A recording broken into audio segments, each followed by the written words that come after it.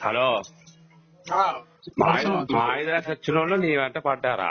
పడితే గిడితే నేను పడాలి, ఎవరో పడతామేంటి?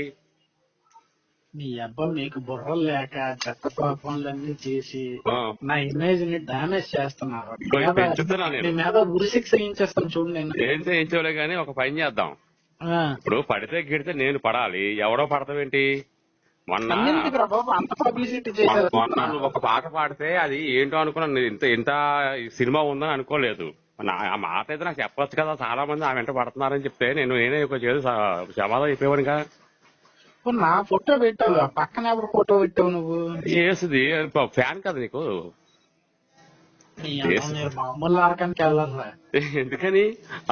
మీరు నరకానికి గ్యారంటీ తినేస్తారు.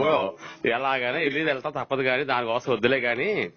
ఆ, ఇప్పుడు ఏంటంటే నీ వెనకాల ఎంతమంది పడ్డారో ఏంటి, నేను నీ వెనకాల పడకుండా ఉండాలంటే ఎదురు కట్నంగా నేను నీకు 5 లక్షలు ఇచ్చాను కదా, దాంట్లో సగం 8 లక్షలు నాకు ఇచ్చేయి.